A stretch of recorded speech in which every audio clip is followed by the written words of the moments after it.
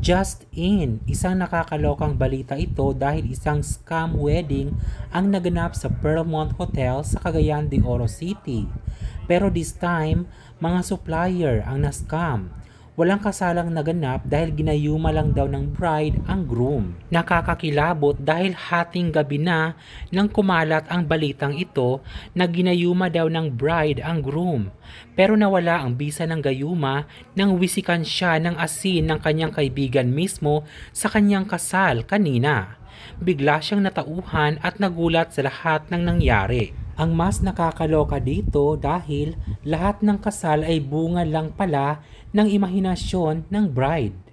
Siya lang ang nagplano at nag-set up ng lahat. Hotel, dekorasyon, souvenirs, pagkain, hosts, coordinators, litrato at video. Nakapag-photoshoot pa sila pero walang dumating na judge at wala ring bisita. Kung hindi siya nawisikan ng asin, ikinasal na sana ang groom nang hindi niya alam dahil out of mind siya. Lumabas na marunong palang manggayuma si bride. Inayos niya ang lahat na parang totoo. Halos 600,000 ang mababayaran. Grabe, literal na scam. At take note, 2021 pa pala itong nanggagancho. Hindi siya si Johnny Sins, pero minsan abogado, minsan engineer, minsan recruiter, depende lang sa kanyang trip. Context: nagpahayag daw na magpapakasal, walang down payment, lahat referral lang.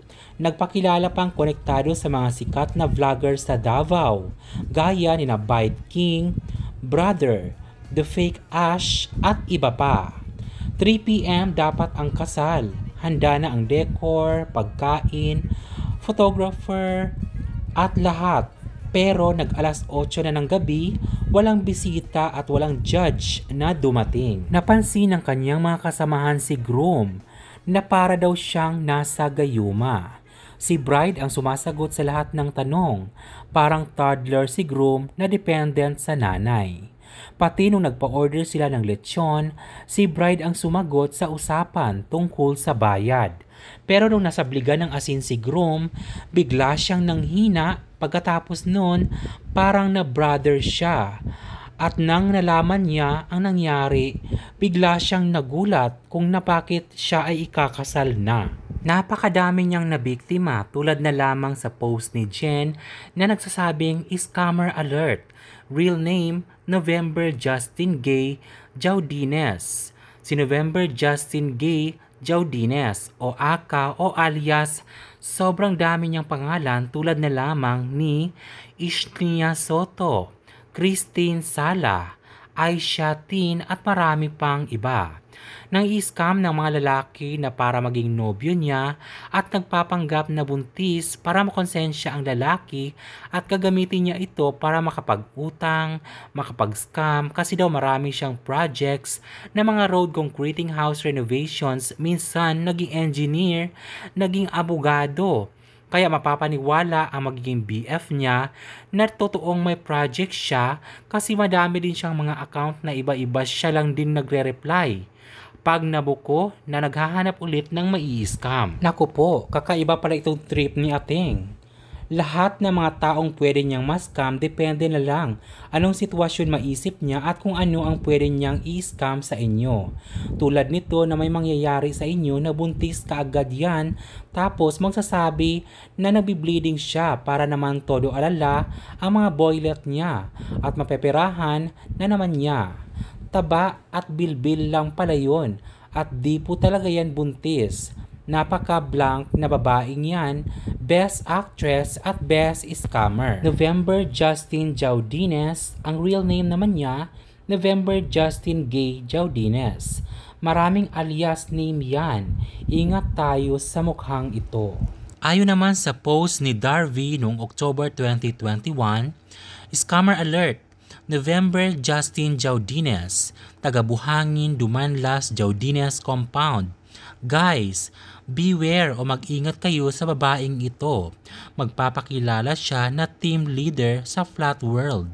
Ginatarget niya ang mga wala pang experience sa BPO. Nagpapagawa siya o nagpapalabas siya ng mga documents galing sa flat world para magmukhang totoo.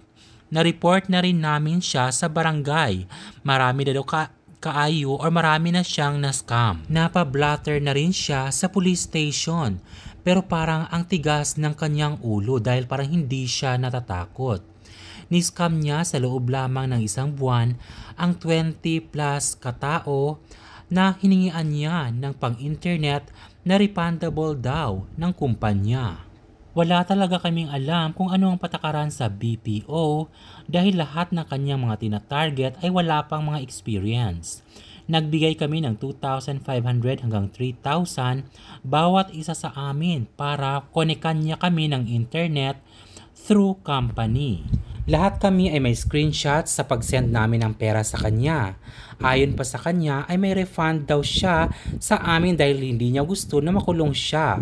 Pero ilang buwan na ang nakalipas, wala pa rin. So nag-decide na ako na mag-post dahil baka marami na siyang na-scam. Napakarami ko ng screenshots sa pag-scam niya sa akin pero konti lang ang aking ni-post dahil ito ay mga highlights lamang ng mga details kung ano ang aking nilagay. Ayon naman sa post ni Abigail noong September 2024 from inbox. Kahit sino talaga may scam nito kasi pinapaniwala niya na mayaman siya. Kahit yagit, pinapatulan na lang. Sino kaya tong lalaki na to? Biktima din ang lalaking ito. Real name of scammer na babae, November Justin Gay Jaudines. Kawawa naman ang lalaking ito. May parang wedding proposal pa na nagaganap. Sa ibang post ni Abigail noong September 2024, Notorious Scammer Alert. Nagrenta ng pick-up sa Tagum City kasi daw meron siyang road concreting project kasi daw engineer siya, ang GAGA. Isang buwang renta, di nagbayad, nagbigay ng talbog na cheque worth 100,000 pesos plus na ninakaw lang din niya ang cheque ng BF niya na ginagamit din niya sa pang-scam. Nagpipicture sa mga ginagawang kalsada.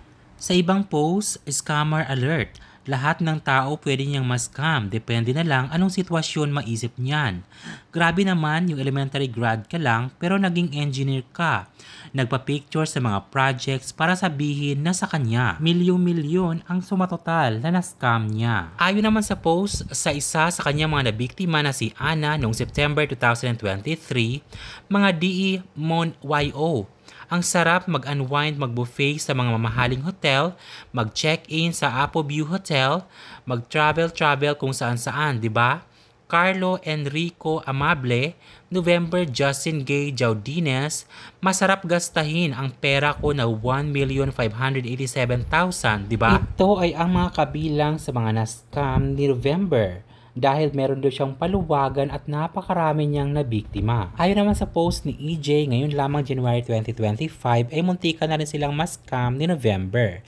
Dahil noong 2020, panahon pa ng pandemic, ay nag-offer ito sa kanila ng internet connection dahil siya daw ay team leader. Pero hindi sila nagpadala dahil nahahalata nila na ito ay parang scammer. At that time, kaibigan pala ni EJ ang naging nobyo ni November nung panahon na yon na si John. Na kung saan, na-scam rin pala ni November ang kanyang ex-boyfriend na si John nung panahon na yon patungkol sa laptop. Grabe palang trip ng babaeng ito at sobrang dami niyang naloko. Mga ex-boyfriends niya na niloloko niya para sabihin niyang buntis siya para akuin ang kanyang pinagbubuntis at gagastusin siya ng limpak-limpak na pera. Kukuha ng mga litrato ng under construction roads para patunay na siya ay engineer at para mas marami pa siyang mabibiktima. Pero lahat pala ng mga ito ay puro kalokohan at pawang kasinungalingan. At hahantong na sana sa kasalan sa lalaking kanyang ginayuma at walang kaalam-alam na ito ay ikakasal na sana sa kanya. Salamat naman sa mga taong nagmalasakit sa lalaki, sa kanyang mga kaibigan na nagwisik sa kanya ng asin para matanggal ang sumpa ng gayuma.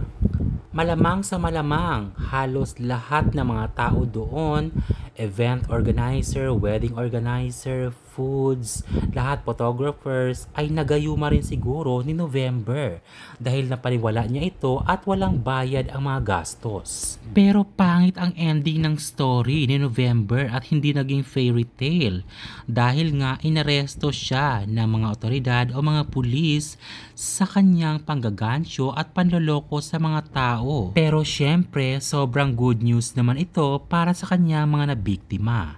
Ano ang masasabi niyo sa nakakalokang balita ito? Mag-comment at mag-subscribe para palaging updated sa Showbiz One.